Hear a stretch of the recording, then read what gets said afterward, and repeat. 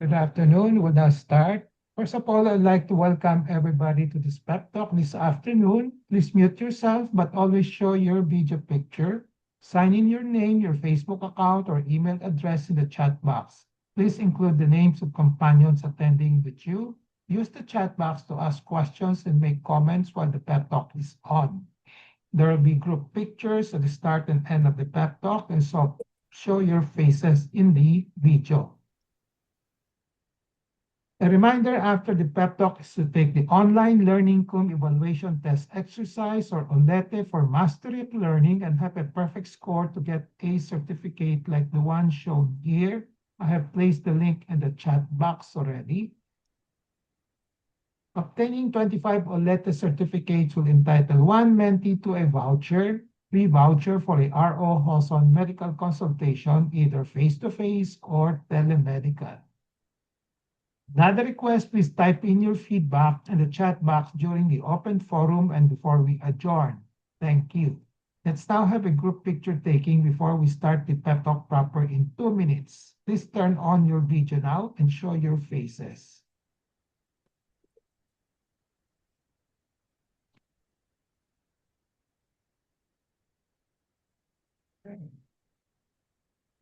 One. Ready? One, two, three.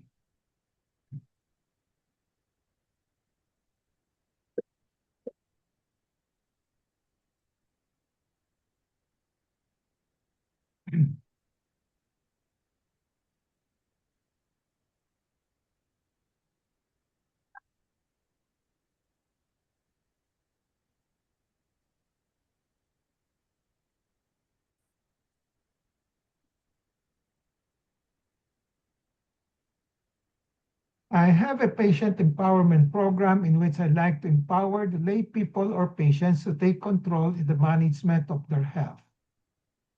I started the pep talk on May 15, 2021 during the COVID-19 pandemic. There are 3 courses in the pep talk, core course, then the health disorder courses, and then the health issue courses. Listed samples are listed down here. Okay.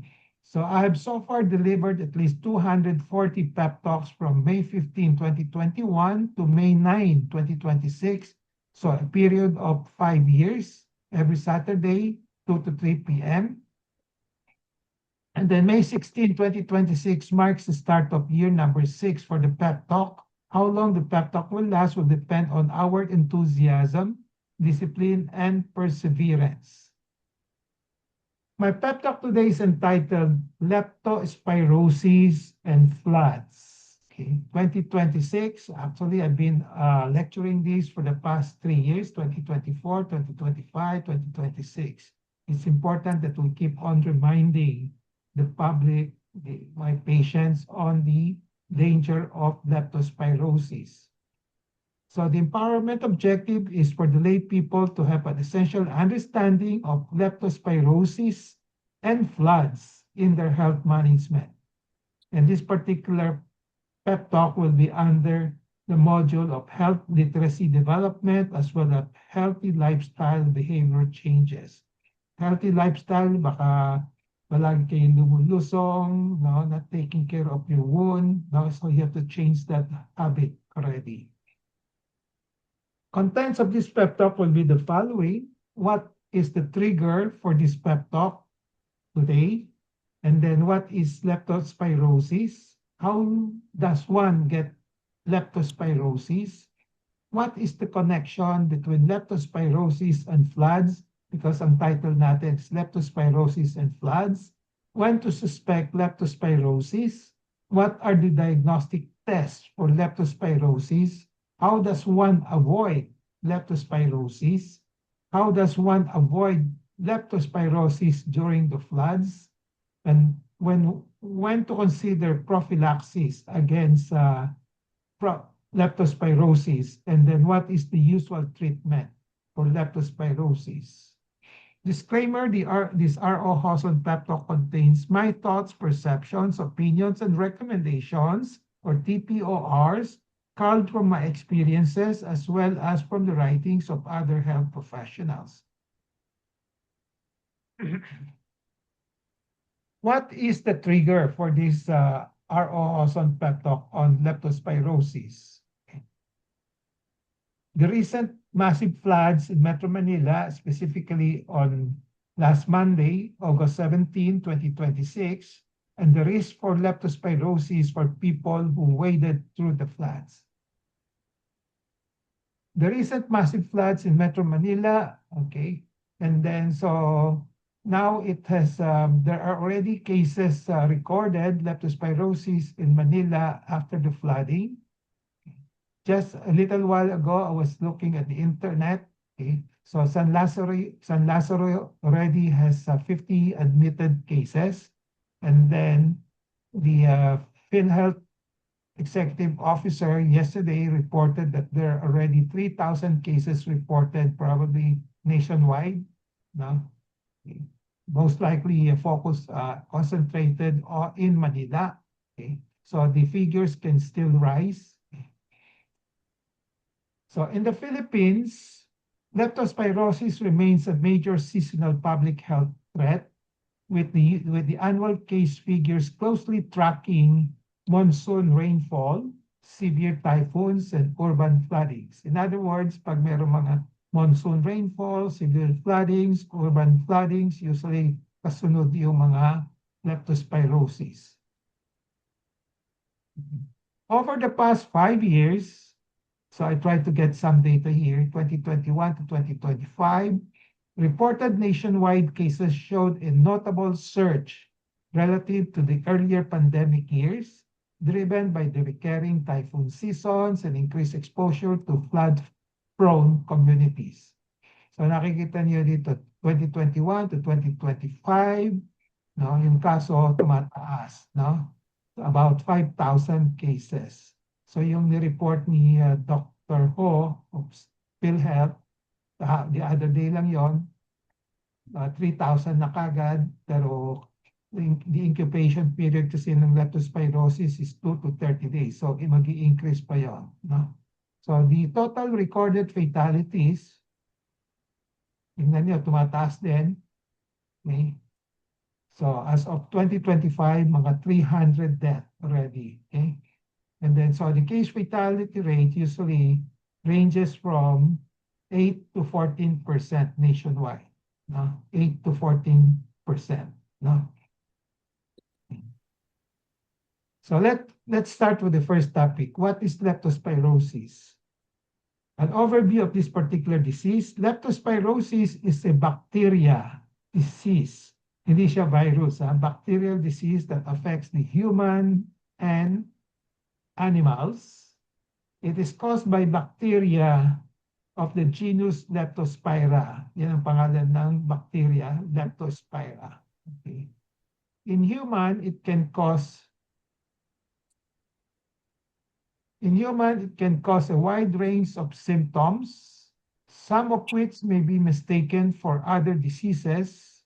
Some infected persons, however, may have no symptoms at all. So pwedeng may asymptomatic leptospirosis, may symptomatic, and yung range can be mild, moderate to severe. Okay? So without treatment, leptospirosis can lead to kidney damage. Yan ang pinaka-main concern. Meningitis, okay? Inflammation of the membrane around the brain and spinal cord, yan ang ibig sabihin ng meningitis. Liver failure is another notorious complication of leptospirosis, respiratory distress, and of course, the last one is ending will be death, fatality or death. No? Okay. So kidney ang pinaka-main concern, meningitis, liver, respiratory sa lungs, and then death. So leptospirosis is an infectious disease caused by bacteria belonging to the genus Leptospira and is transmitted directly or indirectly from animals to humans. It is categorized as zoonosis. When you say zoonosis, the origin is from the animals going to human beings. No? Okay, there's another term for yung mga human to human, they call it anthroponosis. Anthroponosis, no? Pag zoonosis meaning from animal to humans. So human to human transmissions occur only very rarely. Bihirang-bihira. Ang pinaka-common is from the animal to the human.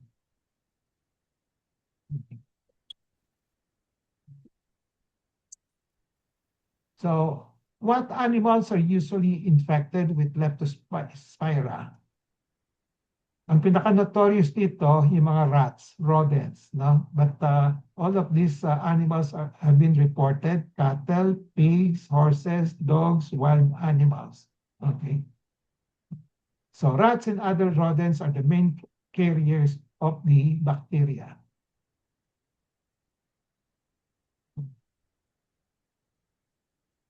So how does one get leptospirosis? So contact with infected animal urine, usually, and or contaminated water, soil, or food. Yan ang pinaka-main source of the leptospirosis. So the most common way to get infected is through the urine of the infected animals or contaminated water getting nag-splash sa mata, sa nose, sa mouth, on broken skin, such as a scratch or a cut. And one can also get infected by eating contaminated food or drinking contaminated water. So what is the connection between leptospirosis and floods? Flood water, yung mga baha, may be contaminated with urine of the infected animals, sewage usually, either from contaminated soil, from sewage, and from other surfaces, and from the infected living animals peeing into the water. Persons wading through the flood that is potentially contaminated with leptospira are at risk of getting spirosis. So yung mga flood with tubig, no, na contaminated with leptospira, usually sa atin, especially Metro Manila, coming from yung mga daga na umiihi doon, no? Okay. So when to suspect leptospirosis? Leptospirosis should be suspected in any patient with a history of risk exposure, meaning usually na-expose sa baha, okay? And then with flu-like symptoms. Yan ang pinakadalawang alert symptoms for leptospirosis. So there may be other symptoms on top of the flu-like symptoms, like symptoms of organ dysfunction, brain, heart, kidney, liver. Kung meron nito, usually severe na yun. Complication na ng mild na leptospirosis. So presence of symptoms of organ dysfunctions connotes severe. This is sabi ko, severe na pag meron itong brain problem, may heart complications, kidney, liver. The incubation period ranges from 2 to 30 days. Ang tagal, no? So yung mga Monday na exposed sa baha, you still have to wait up to 30 days to make sure, just to make that before you can say na ligtas ka na. So ito yung mga symptoms of leptospirosis. You have high fever, red eye, abdominal pain, headache, and muscle ache, chills, isama sa fever yon, rashes, nausea, vomiting, diarrhea, yellowing of skin, and sclerae. Kung hindi kayo makaihi, kasama niyo sa may kidney, baka affected yung kidney. Pag jaundice kayo, naninilaw, affected niyo yung liver. Okay.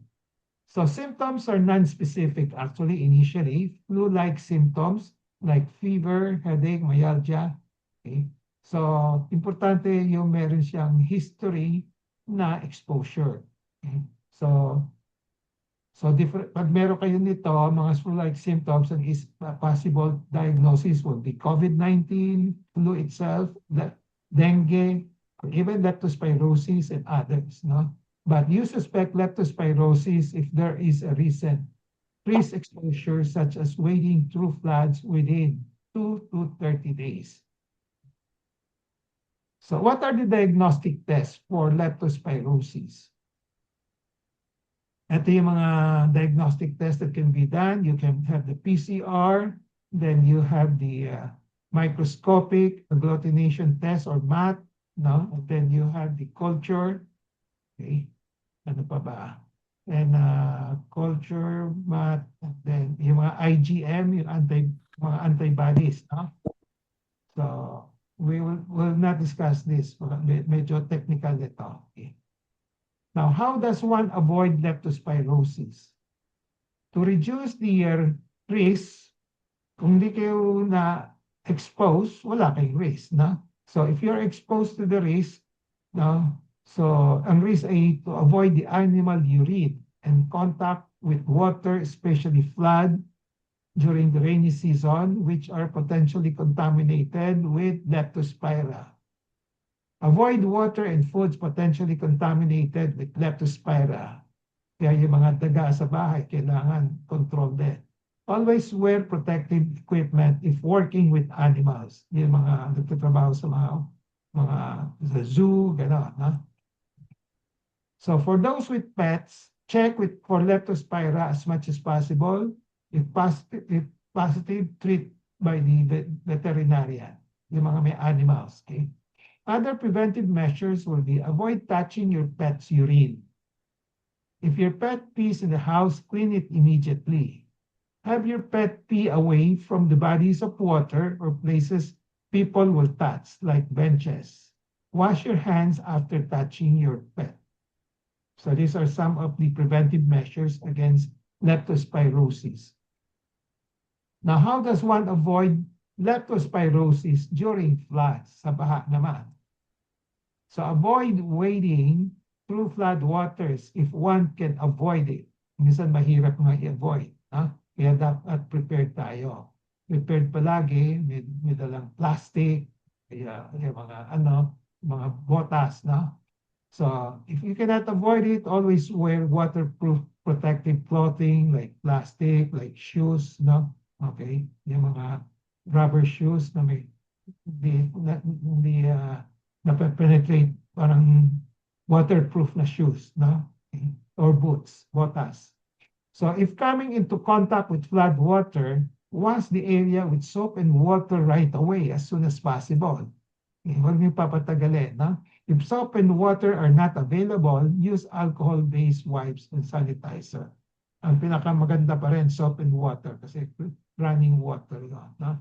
So if with wounds coming into contact with the flood water, again, wash with soap and water very thoroughly. Okay?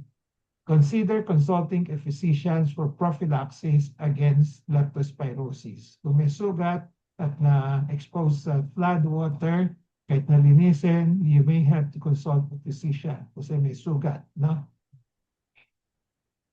So avoid wading through flood waters. Example, I'm trying to show you what I've been doing for the past so many years. Okay, buying mga botas, okay, and wearing it to avoid being contaminated with the flood water. When to consider prophylaxis against leptospirosis. So prophylaxis against leptospirosis means decreasing the likelihood of leptospirosis infection. Kung wala kayong risk na expose kayo sa flood, then walang risk yun, no? Pero kung meron kayong exposure dun sa mga flood water, then there's a risk. So you may have to consider prophylaxis, no? So consider prophylaxis when there is significant risk for leptospirosis infection. So as I said, automatically there's a risk when a body or a body wound are exposed unavoidably to flood water that is potentially contaminated with leptospira and germs. And factors to consider in prophylaxis, the duration of the exposure, gaano kahaba, kung palaging naka-expose, sandali lang, o 1 day, 2 days, 3 days, paulit-ulit. And then the other factor to consider would be kung may sugat, no? Presence of body wounds.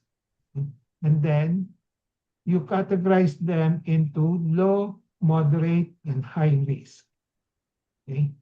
Kahit na walang sugat, it has been reported na kahit na walang sugat, pwede pa rin mag-infect. Kasi pag matagal na sa water, nagsosoften yung skin, nagpe-penetrate yung leptospira dun sa yung moistened na water, skin.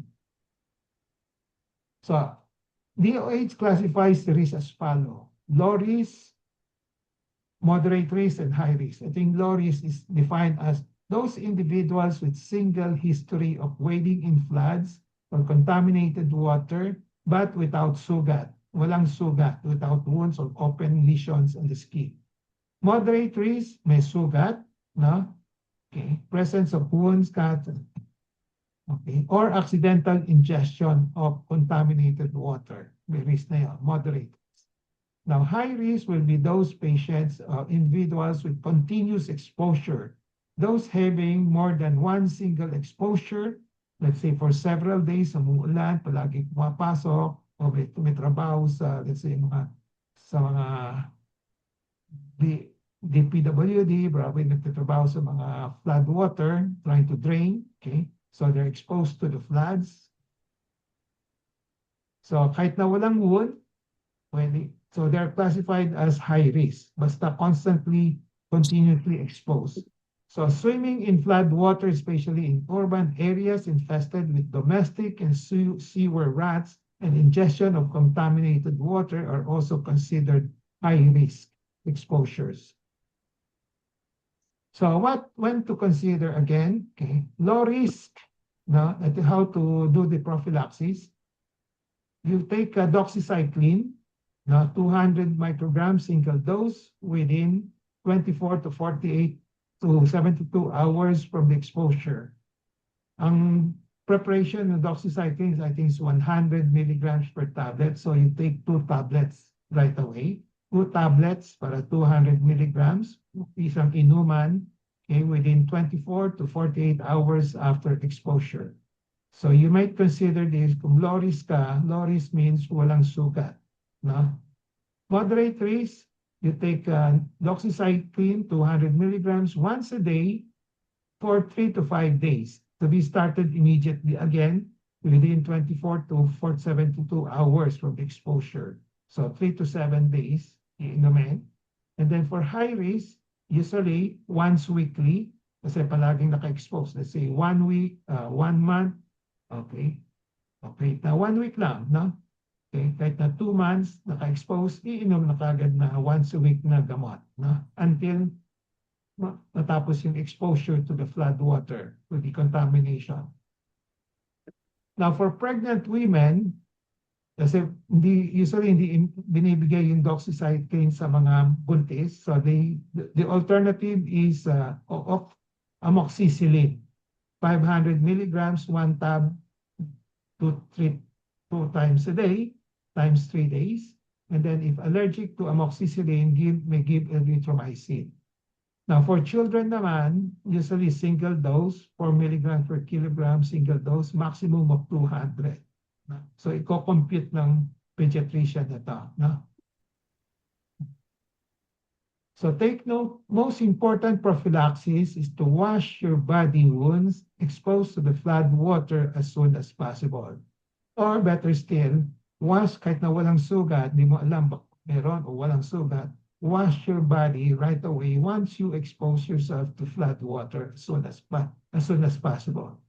And then maintain a good body resistance always through healthy lifestyle.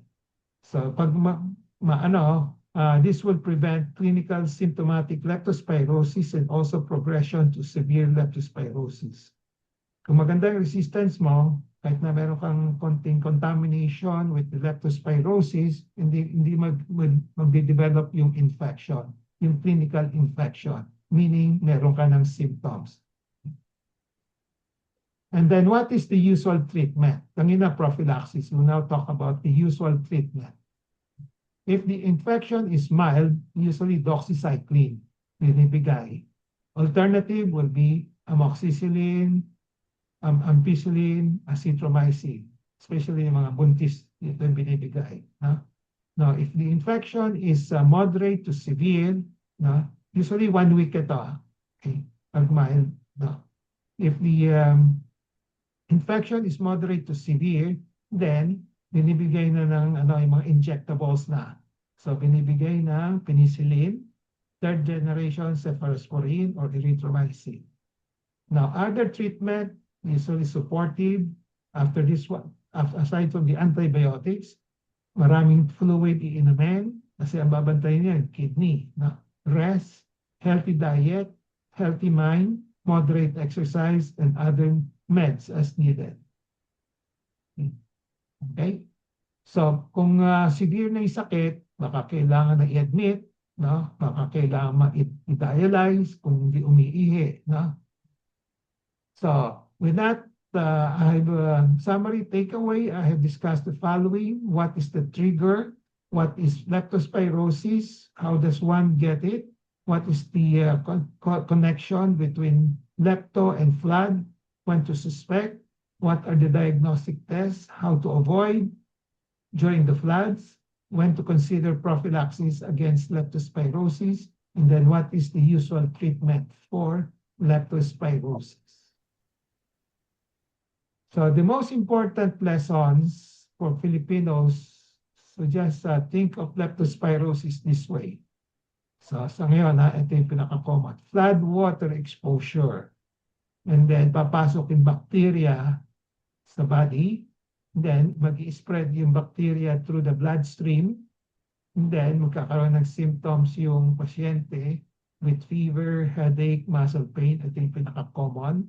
And then sometimes it can progress to blood vessel and organ injury, like the kidney, liver, lungs, heart, and brain.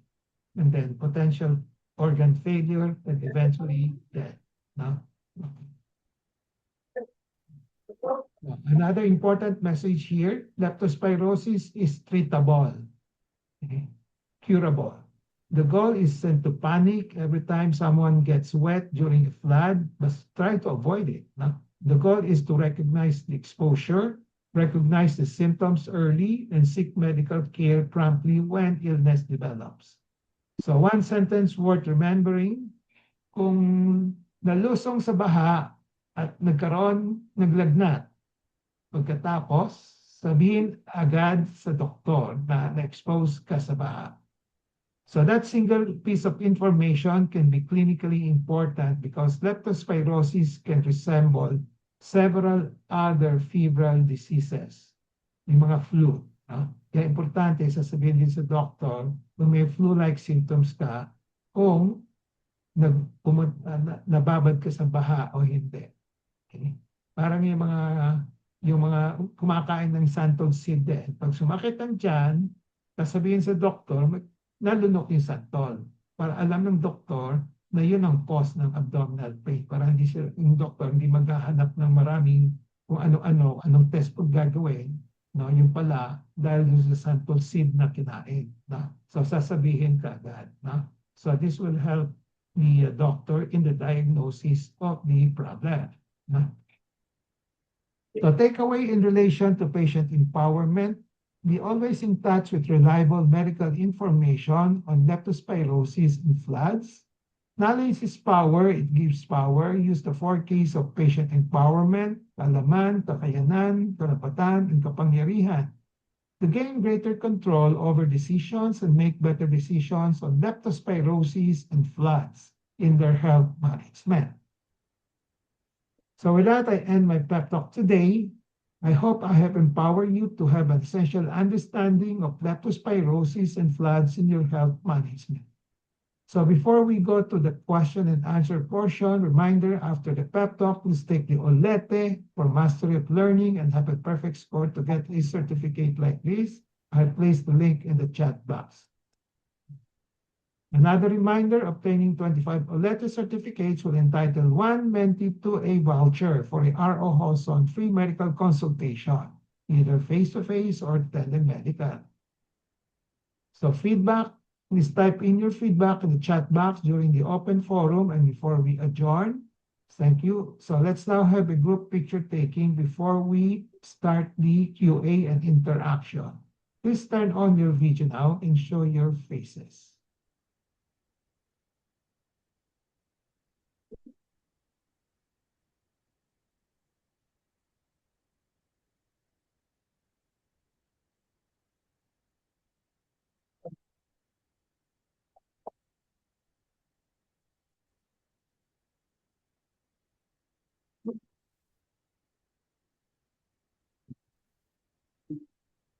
Great. Are you all ready?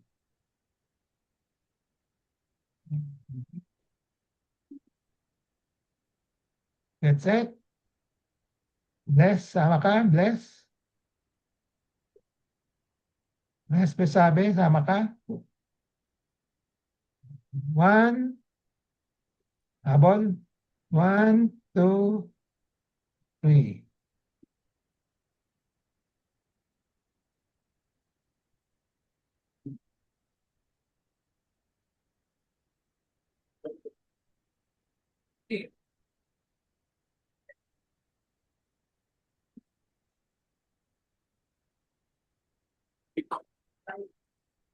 Okay.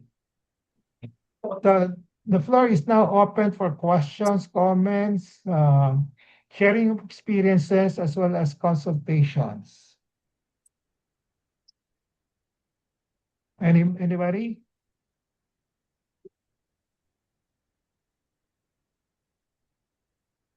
Sinong lumusong sa baha last Monday, Tuesday?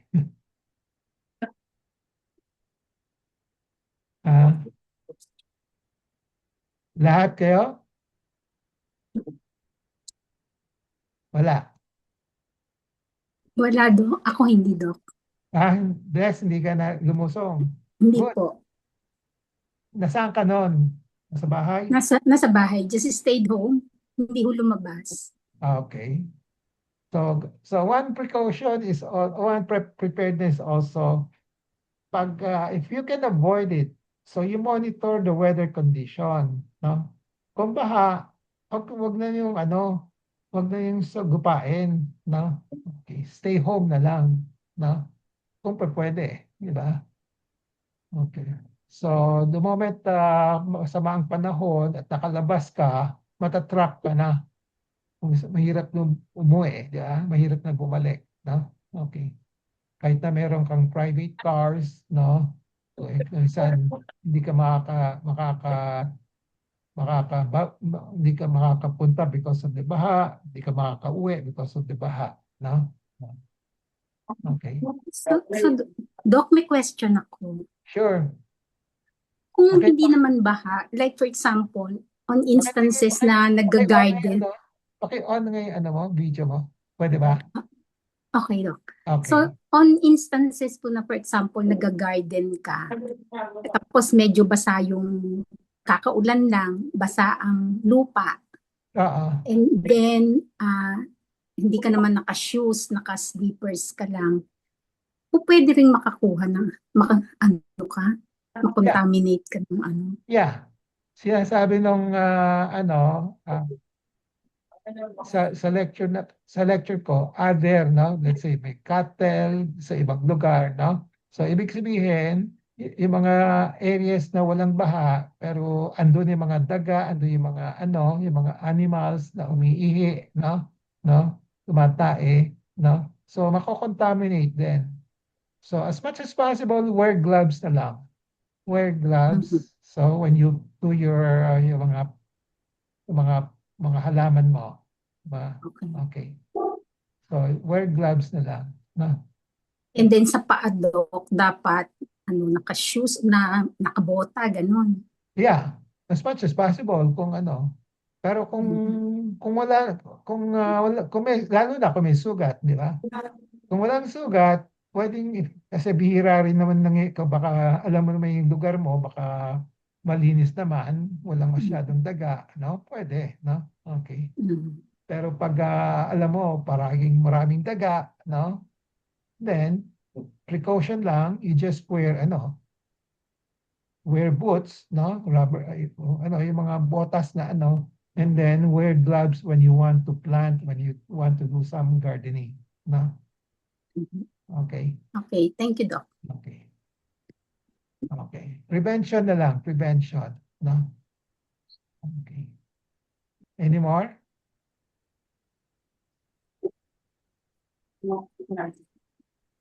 Ah? Are you saying something, Bebot? Deli? Wala. Wala. Okay. Wala. So, walang baha sa Dagupan last Monday, no? Okay. Any more?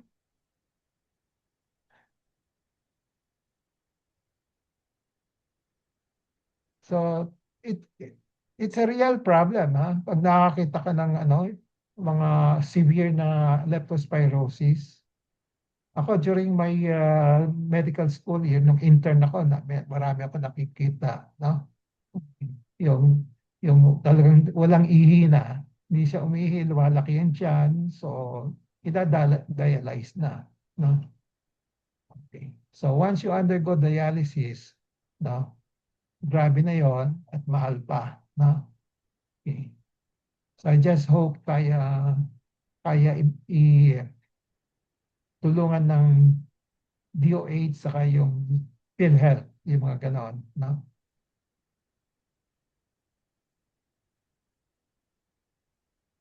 So, inom lang maraming tubig. Number one, maligo kayo ng gusto, and then just healthy diet, healthy, and then maraming tubig, no?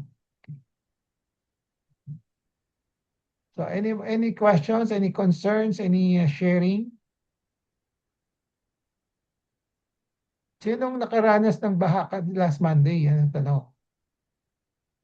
Can you share your experience?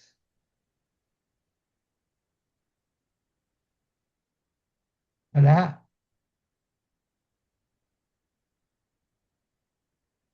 Abet, i-share mo nga experience mo.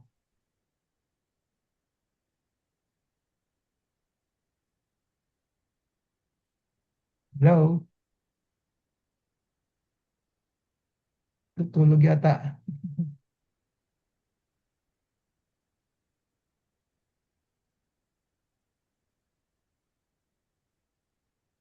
Can you share your experience last Monday? Ako po, Dok, bagay, Oh, sige, Mayan. ay, Good. Dok, ano na po ever since po na lumipat na kami di sa bahay namin, talagang mababa kasi lugar namin sa Caloocan, Okay. sa 10th Avenue. Bali, konting ulan lang po, mag-continuous po yung ulan, ano po, talaga nagbabaha po sa amin. Kaya naglimas po ako ng bahay.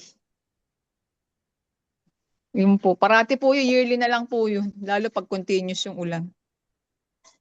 And then, yun lang. So, Opo. pumapasok sa bahay niyo.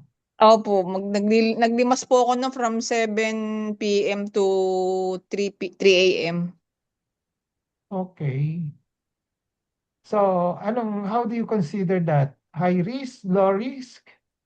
Ay, High risk po sa akin kasi medyo delikado po yung slippery po yung flooring. Pati po yung sa labas namin dahil yung sa halaman yung mga lupa. Kakaroon ng parang putik-putik. Kaya ang hirap, nakakatakot maglag, kailangan nakaboots ka. Okay. Galing, siyempre hindi natin mapipredict kano karumi yung di ba? Opo nga, opo. Oh. Pero may amoy, mabaho. No Wala po, naman. amoy po, imburnal. Invernal, wow. Opo. Kasi yung mga tao po dito, kahit kagagawa lang po dito, parati kasi pinapahukay, pinapalinis po nung mayor dito. Problema, yung mga tao, nagtatapon pa pagbaha. Pinapaanod nila, kaya nagkaklag po yung Yung mga yung drainage. Okay. Yeah. So, it's either lumipat kayo ng bahay or Naku, hindi. mag-boots ka na lang palagi. No? Opo, ganun nga po, magbubus That's the kami. only solution. Magbotas ka na lang.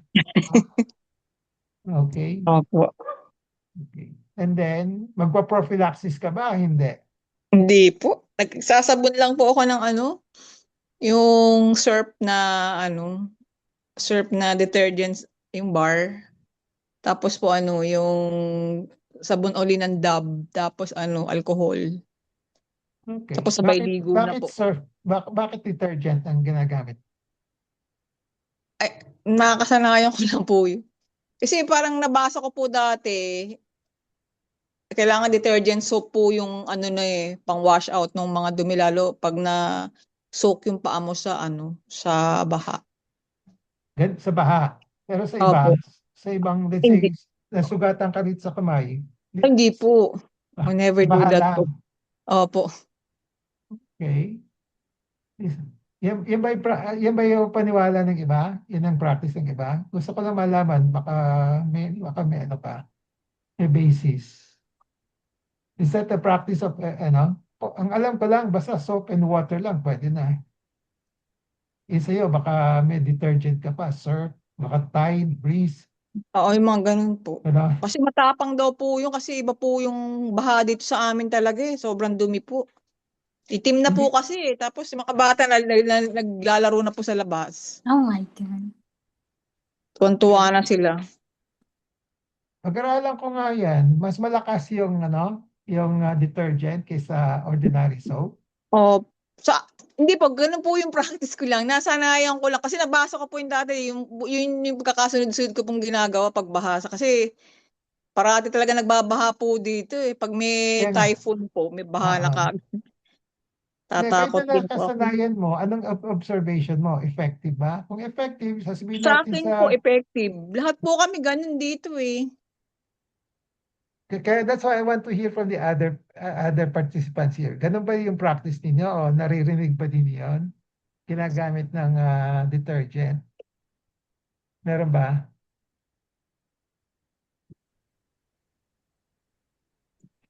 Baka ako lang po. Ikaw? Hindi, kung meron, isasuggest ko kay doon sa DOH chip. Hindi, ipag-aralan ko nga yan. No? Ako pag So, nakita niyo po dok dito sa amin, grabe, hindi kayo makakapaniwalang ano po. Parang ilog Pasig po pag ano dito eh. ah, Wag nag-uulan at continuous. okay. Ganon din sa akin yung pinapost ko pag malakas ang ulan dun yung malapit sa simbahan, dinadaanan ko palagi yun eh. No? So Ah, talagang sandali lang, baha na. So kaya pag nagsisimba ako during pag-ulan, may botas na ako pupunta sa simbahan. No? Okay. So sige, basta thank you po, Doc. mag-boots ka na lang and then wash your feet right away. No? I'll research on that detergent. Thank you po, Doc. Anybody else? Abet, ikwento mo yung karanasan mo. Ano siya, from UN up to corner of Top Avenue, hanggang tuhod yung tubig eh. So we thought na pagdating mo dun sa gitna, medyo mababaw. Pero mataas din pala. So hindi naman kami pwedeng hindi bumaba sa trike. So we decided to bumaba doon sa trike, pero yun nga, hanggang tuhod, baho, grabe. Yun ano, I think it's one of the worst. Kasi mabaho siya, tapos ang daming basura. So we waited, I think, for about 2 hours dun sa may gilid ng Starbucks at saka Mercury. Yung mga buses naman, ayaw nilang gumilid kasi masyado mataas yung. So we cannot wait for another hour. So we decided, I and Christy decided na sumulong na lang kami doon sa gitna ng kalye. So parang kumbaga pikit mata mo na lang inano kasi gusto mo nang umuwi eh. Kasi we've been there for several hours. Eh baka umulan na naman. So nung sumakay kami sa bus, talagang nag-alcohol kami hanggang sa pag-uwi. So, naglinis. Diba, sinabi ko sa iyo, hindi naman kami uminom ng gamot. But Dr. Lianes went to the clinic nung Wednesday. Tapos sinasabi niya sa akin na you have to take doxycycline kahit na wala kang sugat, wala kang ano. So, you need to take 2 tablets. So, napilitan kami uminom ni Christine ng doxycycline. So sabi ko, once lang yun na, ayoko na paulit-ulit. Sabi niya, hindi, basta 2 tabs of 100 milligrams, you take the doxycycline just to be sure. So yun, uminom kami ng Wednesday ng doxy. Even that is, I think,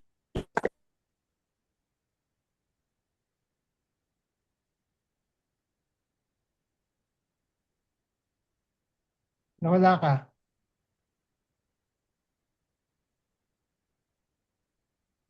Even walang sugat.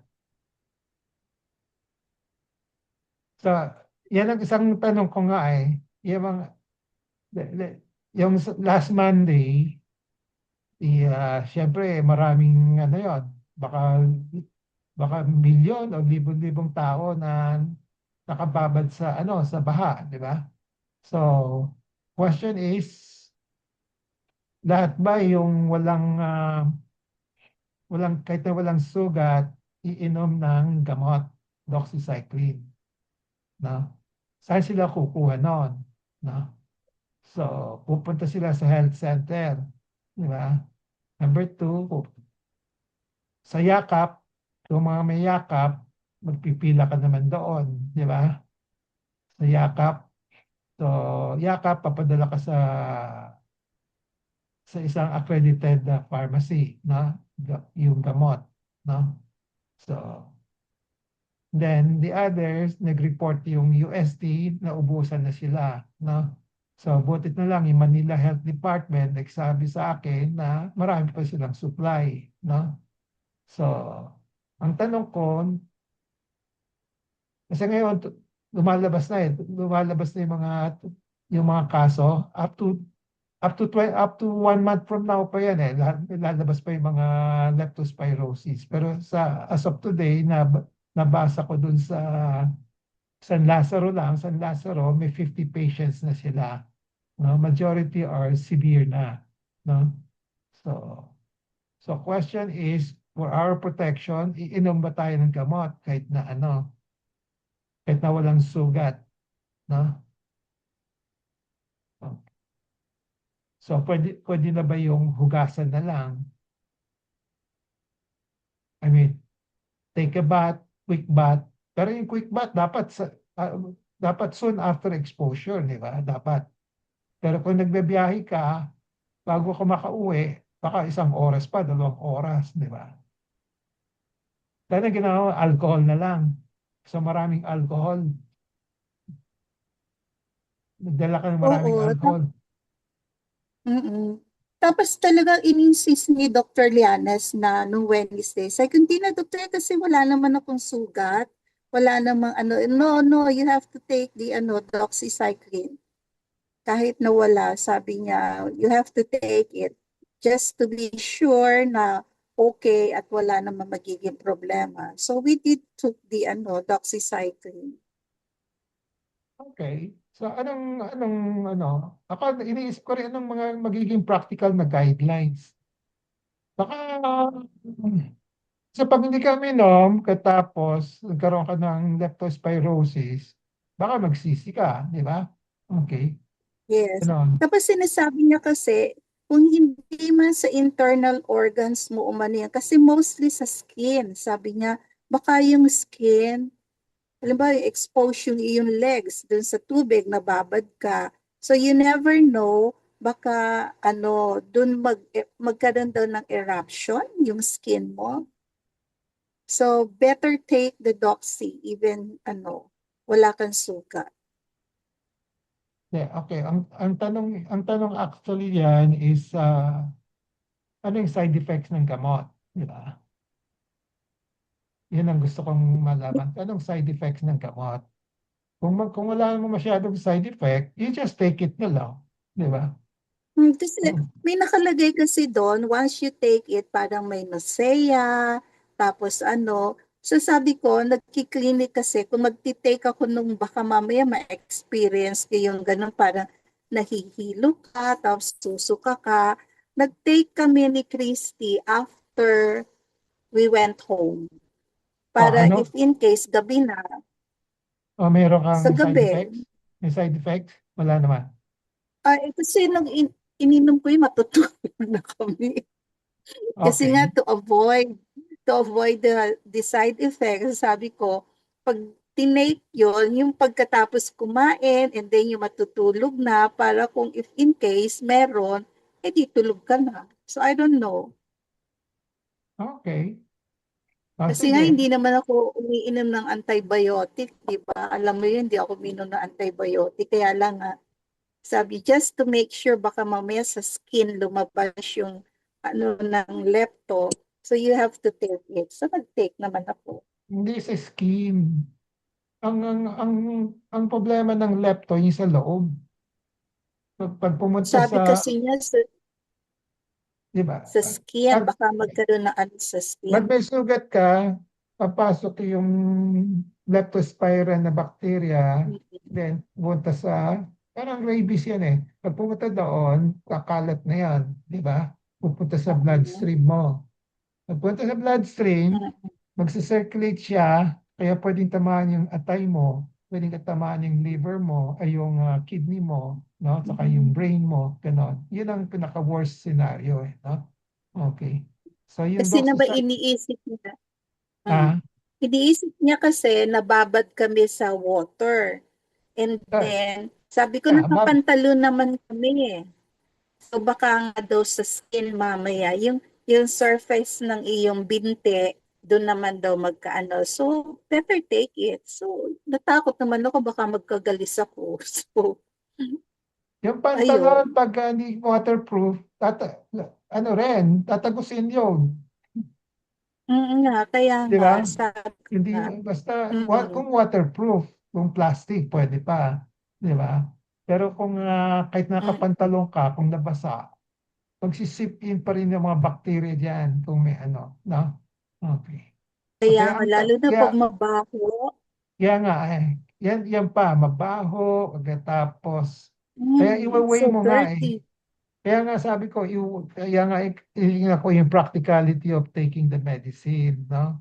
Kasi hindi man, I don't think lahat, kahit na merong advice ng DOH, mag-take kayo ng medicine, gano'n. Hindi naman lahat nagte-take, di ba? Okay. So, but we have to be practical about it, probably, case to case na lang. Kung sandali lang, yung na-expose ka sa baha, sandali lang, at right away, naghugas ka na, pwedeng wala na. Basta wala kang sugat, no? Okay. Pero kung matagal ka naka-expose doon sa tubig, no? Eh, kahit na wala kang sugat, no? Baka mas maganda kung uminom ka na lang, di ba? Okay. Then, more so kung meron kang sugat. Kung may sugat ka, uminom ka na lang, di ba? Okay. So, yan ang probably Yeah. practical advice ko, no? Kasi may nakakita Tsaka ako pag talaga. nakita mo yung, nung nakita namin ni Christy, kulubot na yung paa namin eh. Parang kumulubot siya siguro dun sa babad ng tubig. Kaya nga, matagal na nga eh. So, dapat na uminom ka ng Mm, gamot. Dapat na uminom kayo ng gamot. mm. Doxycycline. Okay. Ang tagal kasi Yeah, eh. we did. Di ba? Kasi pag kulubot na, sinasabi nga, kahit na walang sugat, pwedeng tumagos yung bakterya. Kasi Na, sa tagal na makababad sa oo. tubig. Kasi nagsosoften yung balat eh. Di ba? So, pumapasok na yon. Okay. Oh, sige. Good. So, thank you for sharing those experiences para may may tuturo ka sa ibang sa ibang estudyante, sa ibang pasyente, no? Ganon. Okay. So, meron pa bang tanong? Wala na? So, I'm happy that all of you are safe, no? So, next time, ingat lang kung merong baha ulit, no? Huwag kayong lulusong as much as possible. Pag hindi kayo lumusong, walang risk. So, wala kayong intindihan kung iinom ng gamot o hindi, di ba? Okay. Then, kung lumusong kayo, just kung maikli lang, sandali lang, at wala naman kayong sugat, basta hugasan lang ninyo, you don't have to take medicine, just observe, no? Okay. Then, pero pag may sugat, take medicine right away, no? So, ang question ngayon, magkano ba yung doxycycline? Meron may alam? I think mga 20 plus yun. 20 plus, isang tabletas? Yeah.